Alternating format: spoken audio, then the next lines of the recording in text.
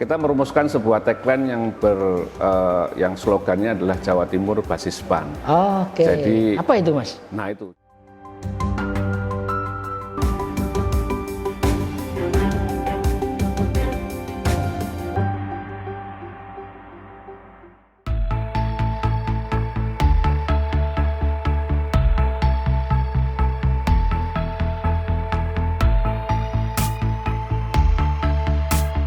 Insinyur Ahmad Rizky Shadik merupakan Dewan Pimpinan Wilayah Partai Amanat Nasional atau DPW PAN Jatim periode 2020-2025. Saat ini ia juga menjabat sebagai anggota DPR RI periode 2009-2014 dari PAN mewakili Jawa Timur. Pria kelahiran Surakarta 10 Maret 1973 ini juga pernah dipercaya untuk menjadi Ketua Umum Barisan Muda Partai Amanat Nasional. Simak perbincangan Tri Mulyono, pemimpin redaksi Tribun Jatim Network bersama DPW PAN Jatim Ahmad Rizky Shadik dalam wawancara eksklusif. Assalamualaikum warahmatullahi wabarakatuh. Tribuners dan pembaca harian Surya dimanapun berada, kembali bertemu dengan saya Tri Mulyono, pemimpin redaksi di Tribun Jatim Network. Kali ini kita kedatangan tamu istimewa, seorang tokoh terkemuka di Jawa Timur yang baru saja terpilih sebagai Ketua DPP PAN Jawa Timur. Yuk kita sapa Mas Insinyur Ahmad Rizky Shadik yang sehari-hari juga adalah anggota DPR RI dari Komisi 1. Selamat siang, Mas Rizky. Terima kasih sudah mampir di harian Surya. Selamat siang, Lur. Betul, Mas Rizky. Kita ngobrol santai ya, Mas Rizky. Saya panggil Mas boleh ya ini, karena masih muda ini. Iya. Mas Insinyur lah kira-kira begitu. Mas Insinyur, Mas Rizky. Mas Rizky terpilih sebagai DPP Ketua DPW PAN ya Jawa Timur di tengah sempat dinamika politik memanas di PAN ya waktu itu. Mas Rizky, sejauh ini apa yang sudah dan akan dilakukan agar untuk terus mensolidkan PAN di Jawa Timur, Mas Rizky? Ya, yang pertama saya luruskan dulu bahwa di PAN nggak pernah panas. Siap, gitu tapi ya. Dinamikanya hidup terus gitu kan, dari pergantian konsolidasi dari mulai tahun 2000 pasca Pak Amin lah dulu, pasca Pak Amin 2005 kemudian dibanti Pak Sosialis Sobahir, kemudian tahun 2010 Pak Hatta Rajasa, 2015 Pak Zulkifli Hasan, dilanjutkan lagi Pak Zulkifli Hasan tahun 2020. Saya kira dinamika itu untuk mendewasakan kader-kader partai, dan saya khususnya sebagai kader partai yang tumbuh dari generasi muda, dari barisan muda PAN, sudah biasa ditempa dengan situasi-situasi seperti itu, ya kita biasa-biasa aja. Dan akhirnya keputusan partai tingkat nasional setelah 18 tahun saya meninggalkan kota Surabaya, di posisi terakhir saya adalah Ketua Kelurahan Perak Barat di Surabaya. Jadi pada saat itu bawah, Mas Rizky, paling bawah di tingkat kelurahan. Cuman pada saat itu memang karena di posisi barisan mudanya saya lebih aktif, sehingga kemudian saya ditarik ke Jakarta sebagai bendahara umum DPP Barisan Muda PAN. Jadi lebih lama berkecimpung di situ sampai akhirnya kemudian menjadi Ketua Umum Barisan Muda PAN, baru berkecimpung di partai. Jadi 18 tahun saya meninggalkan Surabaya dan hari ini dikembalikan ke Surabaya lagi. Kembalikan ke Surabaya sebagai pimpinan di Jawa Timur. Oke, Mas Rizky. Saya kira seperti hubungan keluarga gitu ya. Ketika ada sedikit percekcokan kemudian mesra lagi lah. Dan lebih mesra lagi gitu. Oke, Mas Rizky. Mas Rizky, bisa dijelaskan setelah terpilih sebagai Ketua DPP PAN, langsung tancap gas ya, saya kira keliling roadshow kemana-mana. Kira-kira dari sekian program kerja yang sudah dicanangkan, apa yang jadi prioritas Mas Rizky dalam waktu dekat ini? Ya, tagline kita memang setelah saya terpilih bulan Februari 2021 resminya SK itu diberikan kepada saya, itu kemudian kita merumuskan bersama teman-teman DPW yang lain dengan senior-senior, dengan Pak Rubai, dengan Pak Masfuk, mantan ketua yang lama, dan kemudian dengan Pak Malik Effendi dan teman-teman muda yang lain yang kemudian ikut mendukung kami di DPW. Kita merumuskan sebuah tagline yang slogannya adalah Jawa Timur Basis PAN. Oke. Jadi apa itu, Mas? Nah, itu Jawa Timur Basis PAN itu kita ingin menyampaikan bahwa kerja-kerja politik tidak hanya melulu urusan elektoral gitu, tapi kita ingin menjadikan Jawa Timur sebagai basis dari Partai Amanat Nasional dari sisi menanamkan pemikiran, meluaskan program-program, meluaskan ide-ide gagasan kita yang mungkin kalau di tingkat nasional penuh dengan dinamika kepentingan politik tingkat nasional. Saya pikir saya juga menyampaikan kepada Bu Gubernur pada saat kita audiensi dengan Bu Hovifah, kita ingin menyampaikan bagaimana caranya Partai Amanat Nasional bisa bersinergi dengan pemerintah provinsi tidak hanya pada tataran politik, tapi bagaimana juga bisa mensukseskan program beliau. Betul. Dan akhirnya juga salah satu yang kemudian disampaikan itu adalah bagaimana program-program pemerintah provinsi dengan keterbatasan anggaran yang dimiliki, tentunya bagaimana Partai Amanat Nasional dengan jejaring usahanya, jejaring ekonominya, jejaring kadernya di tingkat seluruh wilayah Jawa Timur bisa disinergikan dengan program itu. Ya kasarannya kita punya resources sumber daya manusia, kita punya kader-kader yang berkecimpung di dunia ekonomi tingkat rumahan misalnya atau UMKM di tingkat rumahan yang mungkin bisa mendukung program pemerintah Provinsi Jawa Timur dalam rangka menghadapi pandemi. Kan situasi hari ini kan menggerakkan ekonomi di tingkat yang terendah paling penting buat provinsi. Jadi itu salah satu hal tagline Jawa Timur Basis PAN. Tidak hanya kemudian ingin menjadikan Jawa Timur ini sebagai kandang untuk kita menjadi menang. Saya kira kita sadar dirilah bahwa ini adalah wilayah kawan-kawan di tingkatan nasionalis dan religius. Religiusnya pun dikhususkan lagi di kalangan Nahdien. Jadi kita sadar itu, tapi kita ingin semuanya sadar bahwa berpolitik tidak hanya pada persoalan masalah idealisme kultural, tapi juga ada pikiran-pikiran untuk kita tanamkan tentang masalah tugas-tugas lain. Tribuners, jadi paham ya bahwa politik itu menyenangkan juga loh ya, seperti yang disampaikan Mas Rizky tadi gitu ya. Jadi jangan takut berpolitik lah ya. Oke Mas Rizky, ngomong soal pandemi ya, saya kira di tengah pandemi ini semua aktivitas terganggu gitu ya. Tetapi apakah situasi ini tidak menghambat PAN untuk konsolidasi, Mas? Dan caranya gimana ini biar di tengah pandemi tapi tetap silaturahim terjaga ini? Ya mau tidak mau kan kemudian kita menjadi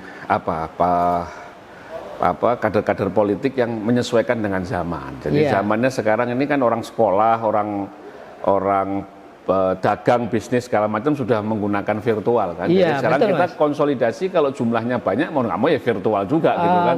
Jadi hibrid ya, ada yang tetap virtual, ada yang offline juga. Selama gitu ya? jumlahnya kemudian memang bisa memenuhi standar prokes itu kan yang ditetapkan oleh Satgas Covid. Saya kira kita tetap melaksanakan seperti yang kemarin saya lakukan di wilayah Tapal Kuda, silaturahmi dengan beberapa tokoh-tokoh yang kita tuakan itu, kemudian silaturahmi dengan kader-kader partai. Nah, selama jumlahnya masih 30-40% dari kapasitas tempat yang memang bisa kita tampung, kita akan melakukan offline. Tapi kalau sudah terlalu banyak kita akan virtual. Ya, Mas Rizky tadi dijelaskan bahwa peran PAN juga ingin membantu pemulihan ekonomi ya di tengah pandemi ini. Mungkin bisa lebih konkret Mas Rizky ke depan kira-kira yang bisa dikolaborasikan dengan pemerintahan daerah di Jawa Timur dan kota kabupaten kayak apa Mas? Yang paling gampang itu adalah tumbuhnya ekonomi dadakan di tingkatan rumah tangga. Saya kira jiwa masyarakat Indonesia khususnya di Pulau Jawa ini kan survivalnya tinggi sekali. Dalam situasi sulit mencari pekerjaan, kemudian mungkin berinteraksi bisnis juga sulit. Mereka tumbuh memanfaatkan perkembangan teknologi digital ini, kemudian juga ikut jualan juga ternyata gitu kan, jualan keripik, jualan makanan desa, kita mencoba mengadvokasi dari sisi itu. Jadi UMKM lebih kecil dari UMKM menurut saya karena rumah tangga gitu. IKM ya, bisa jadi kecil mikro. Iya, jadi sangat rendah sekali di situ, dan kita mendorong istri-istri kader misalnya ataupun kader-kader kita di tingkatan kelurahan, di tingkatan desa itu untuk kemudian bisa kita bantu, kita advokasi, untuk juga dibantu oleh teman-teman di provinsi juga, di DPRD Provinsi Jawa Timur, untuk mungkin mensinergikan dengan program-program pemerintah. Paling tidak mereka tidak hanya sekedar goreng tempe kering gitu, tapi kemasannya menjadi bagus. Cara pemasarannya juga kita, ya kira-kira itulah hal-hal itulah.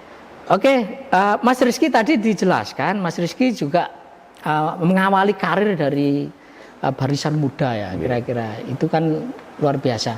Sejauh yang pengamatan Mas Rizky, peran anak-anak muda di PAN ini sudah sejauh mana sih Mas Rizky? Ya, kalau dimulai dari zaman saya berbarisan muda tahun 2000-an, saya mulai berkecimpung di Darusan Muda. Saya kira zamannya pada saat itu dengan zaman sekarang kan sudah berbeda. Tapi kalau zaman generasi saya hari ini memang sudah menempati posisi-posisi strategis partai, karena proses regenerasi ini kan keharusan, sudah sunatullahnya, hukum alamnya pasti akan jadi seperti itu. Ya, saya kira banyak sudah generasi muda PAN ataupun barisan muda PAN era saya yang sekarang sudah bisa menjadi bupati, bisa menjadi gubernur, bisa menjadi kepala daerah dan anggota DPRD. Tapi memang menjadi PR buat kami ini, yang saya kira saya juga butuh masukan dari Mas Tri dan seluruh yang menyaksikan dialog-dialog ini. Ini bagaimana membuat generasi muda yang zaman sekarang yang sudah melek dengan dunia informasi seluruh dunia, bukan cuma Indonesia, yang hanya dari gadget gitu ya, dunia yang sekarang dikatakan generasi milenial, generasi Y, generasi X, generasi Z, generasi baby boomer, enggak tahu lah, banyak kali generasi-generasi itu kan. Itu kita memang masih berusaha untuk bagaimana bisa menyadarkan bahwa politik itu fun gitu kan, politik itu menyenangkan. Terus terang aja saya harus mengakui bahwa saya ini sudah nggak muda lagi, tapi kan kita bergaya-gaya anak muda ini sebenarnya ingin mencari daya tarik mereka, tapi belum tertarik rupanya. Oke, Mas Rizky, tapi setidaknya Mas Rizky sudah membuktikan ya, misalnya Mas Rizky terpilih sebagai anggota DPR RI dari daerah pemilihan 6 Jawa Timur, yang itu adalah kandang kompetitor gitu ya. Lalu kemudian di data kami sebetulnya tidak hanya Mas Rizky, ada beberapa anak muda yang juga terpilih di daerah ini gitu ya. Saya sih menduga, apakah betul hipotesa kami bahwa karena sekarang politik sudah sedemikian melibatkan anak-anak muda, sehingga ideologi partai itu tidak kental seperti dulu lagi, lebih mencair lah kira-kira begitu. Apakah betul demikian? Artinya swing voters yang kita perebutkan di wilayah Jawa Timur ini juga semakin banyak, Mas. Bisa dijelaskan hipotesa itu kayak apa? Ya, saya sangat sadar bahwa dari penelitian lembaga apapun, saya kira pertumbuhan pemilih pemula kita itu selalu meningkat. Dari mulai 40-an% pada pemilu dua pemilu yang lalu, meningkat menjadi 50%, 60%, dan saya dengar bahwa tahun 2024 sudah di atas 60% pemilih pemula. Artinya pemilih pemula seperti yang disampaikan Mas Tri, saya yakin betul bahwa politik aliran itu sudah semakin lama semakin ditinggalkan. Betul. Jadi mereka memang punya ketertarikan yang berbeda, dan ini memang sedang kita lakukan kajian-kajian itu. Apa yang dicari, karena ya nyun sewu dengan segala hormat, kalau kita pidato terlalu berbuih-buih itu kira-kira nggak didengarkan sama mereka. Jadi itu memang yang fun gitu kan, yang relax, yang simple, yang memang bisa mereka jalankan, itu juga sudah dilakukan oleh generasi muda kita yang hari ini menjadi wali kota di Kediri, Mas Abdullah Abu Bakar. Mencoba berinteraksi dengan anak muda yang bergerak di bidang ekonomi, lalu kemudian dibantu, diadvokasi, lalu kemudian karena mau diperluas jaringannya harus mendapatkan sertifikasi halal. Pertanyaannya sangat simpel, kenapa saya harus mencari sertifikasi halal? Kan mayoritas Muslim di sini. Harusnya kan yang dibuat sertifikasi haram, yang sedikit jumlahnya. Kenapa justru yang banyak itu yang dilakukan? Nah, out of box ini yang dipilih oleh anak muda ini yang sedang kita kaji, bahwa ke depan itu seperti apa yang bisa kita tawarkan kepada anak-anak muda kita ini supaya juga sadar bahwa berpolitik itu penting, bahwa kita ini hidup di dalam ranah politik, kebijakan publik yang pada suatu ketika mereka lah yang akan melanjutkan. Gitu. Mas Rizky, sebagian anak muda ini kan bilang bahwa politik ini ribet ya. Bahkan ada yang mungkin yang mengatakan politik itu kotor lah gitu. Tapi Mas Rizky sejak muda sudah berkecimpung di politik gitu ya. Kira-kira apa sih Mas yang dulu membuat Mas Rizky udah ini jalan hidup saya pilih berpolitik gitu. Meskipun saya lihat Mas Rizky juga direktur dari sebuah perusahaan terkemuka begitu ya. Kira-kira apa yang membuat Mas Rizky saya mau berpolitik?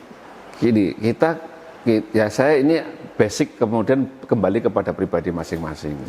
Kita diajarkan dalam beragama itu kan orang terbaik itu, manusia terbaik itu adalah yang paling bermanfaat untuk yang lain, orang lain. Jadi saya kira saya menyadarin sebesar apapun yang saya milikin itu masih kalah besar dengan yang dimiliki oleh negara ini. Gitu. Jadi kalau kita ingin berbuat manfaat untuk banyak orang, tidak hanya ukurannya hanya persoalan masalah finansial. Kalau saya sebagai pengusaha ya paling saya bisa menyisihkan dari sisi finansial. Saya tidak bisa berjuang dari sisi kebijakan. Gitu. Saya tidak bisa berjuang dari sisi hal-hal yang memang dibutuhkan. Sementara kita sadar dari mulai kita lahir sampai dengan kita meninggal, lahir butuh akte kelahiran, meninggal butuh akte kematian. Sepanjang isinya kebijakan publik, kebijakan politik yang diputuskan oleh orang-orang yang memang berkecimpung di dunia politik. Betul, Mas. Nah, jadi ruang ini yang menurut saya membuat saya tertarik. Oh, jadi saya kalau ingin bermanfaat di sisi yang lain, membantu orang dalam kondisi sakit, mencarikan tempat rumah sakit, orang pendidikan. Mungkin nggak semua permasalahan kita bisa selesaikan, Mas. Tapi 1-2 orang kita bisa bantu untuk punya nilai. Saya kira itu yang mendorong kemudian saya punya keinginan untuk berkecimpung lebih dalam. Bagaimana bisa melebarkan nuansa manfaat yang bisa kita berikan kepada masyarakat lain semaksimal mungkin, tidak hanya diukur dari sisi finansial, tapi diukur pada kebijakan-kebijakan publik. Mas Rizky, keluarga tentu menjadi poin penting ya dalam perjalanan karir Mas Rizky. Sejak awal ketika Mas Rizky memutuskan untuk berpolitik, respon keluarga kayak apa, Mas?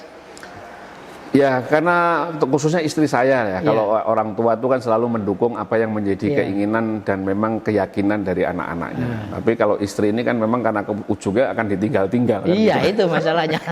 Ujungnya akan ditinggal-tinggal. Tapi karena kemudian tahu background berpikir saya itu adalah soal masalah khairun nas anfa'uhum linnas tadi yang saya sampaikan itu, kemudian dia menyampaikan bahwa kegembiraan saya, kebahagiaan saya untuk bisa menjalankan prinsip personal itu tentunya akan mencerminkan akan bisa juga membuat dia bahagia gitu. Kalau saya sumpek tok di rumah gitu kan melu sumpek juga gitu. Jadi ruang diskusinya seperti itulah, dan saya kira insya Allah pembagian waktu yang memang kita harus straight ya, bahwa memang kalau waktunya kerja ya kerja, waktunya keluarga, alhamdulillah semua anak-anak saya sekarang sudah 5 dari mulai 5, Mas, ya? 5 anak saya dari usia 36 tahun saya berkecimpung pertama kali menjadi anggota DPR RI dengan 1 anak, lalu kemudian yang 4 lainnya sudah setelah saya menjabat itu. Saya kira ini ya alhamdulillah baik-baik aja semuanya berjalan. Jadi Mas Rizky, kira-kira pesannya istri dan keluarga untuk Mas Rizky agar di politik ini jangan sampai terantuk gitu ya, ada intrik politik, kemudian naudzubillah min dzalik sampai kasus pidana misalnya. Pesannya apa, Mas, untuk Mas Rizky? Ya, pesannya jalankan apa yang kamu yakini itu dengan cara yang baik, karena sejatinya apapun yang terjadi pada diri kita di sana itu bukan kamu yang menentukan, tapi itu ada andil dari apa yang dilakukan oleh diri kamu terhadap orang lain, andil terhadap rekan-rekan kamu. Maka kalau mau berjuang, bekerja, berikhtiar, niatkan untuk kebaikan. Apapun hasilnya, ya itulah yang terbaik. Kadang-kadang hasilnya tidak terbaik menurut kacamata kita, tapi terbaik menurut Allah Subhanahu Wa Taala. Jadi itulah yang membesarkan hati saya, karena memang di politik ini dunianya memang seperti ini, Mas. Jadi ya kita niatkan aja kebaikan aja. Apapun hasilnya ya kita terima sebagai sebuah kebaikan. Gitu. Tribuners, karena waktu terbatas, kita ingin minta closing statement dari Mas Rizky. Kira-kira ke depan pesan utamanya untuk kader-kader PAN di Jawa Timur kayak apa, dan nanti masukannya untuk PAN Jatim itu kayak apa. Monggo Mas Rizky kasih closing statement untuk pembaca Tribun dan Harian Surya di seluruh Indonesia ini? Ya, saya ingin memberikan underline terima kasih kepada Tribuner semua yang menyaksikan dialog kita pada hari ini. Kepada seluruh masyarakat Jawa Timur khususnya, saya ingin mengunderline sekali lagi bahwa kita ini warga negara Indonesia yang hidup di tanah Indonesia, yang diatur oleh kebijakan-kebijakan publik, yang diatur oleh politik. Maka saya menghimbau kepada semuanya, jangan pernah merasa alergi ataupun merasa tidak nyaman dengan dunia politik dan kemudian menjadi apatis. Karena kalau kita menjadi apatis, maka kedaulatan bangsa ini yang akan terganggu. Jadi saya kira dari mulai generasi yang paling senior sampai dengan generasi-generasi muda, mencobalah untuk mendekat, mencari tahu, mempelajari tentang dunia politik, dan kami dari keluarga besar Partai Amanat Nasional terbuka untuk kemudian bisa berdialog. Dan buat keluarga saya di Partai Amanat Nasional di seluruh wilayah Jawa Timur, saya kira kita harus meyakini, menghormati bahwa Jawa Timur adalah basis nasionalis dan religiusnya pun mayoritas adalah Nahdien. Maka saya menghimbau kepada semuanya, mereka semua saudara, tujuannya itu adalah untuk masalah kesejahteraan masyarakat khususnya di wilayah Jawa Timur. Tapi menurut data yang kita miliki, tidak semua warga Nahdien maupun nasionalis itu bisa akomodasi di dalam saluran politiknya, di dalam partai-partai yang mewadahi dua aliran ini. Karena ini masalah sistem politik itu kadang-kadang pemerataan, saya kira itu pemerataan. Jadi tidak ada lahan yang kosong, tidak ada lahan yang kering, tidak ada lahan yang sulit untuk kemudian kita berinteraksi dan bersosialisasi. Maka tetap semangat untuk mewujudkan Jawa Timur sebagai basis PAN. Semangat. Oke. Ya. Tribuners, demikian obrolan saya dengan Mas Insinyur Ahmad Rizky Sadik, Ketua DPW PAN Jawa Timur. Sampai ketemu dengan tokoh-tokoh selanjutnya. Assalamualaikum warahmatullahi wabarakatuh. Assalamualaikum warahmatullahi wabarakatuh.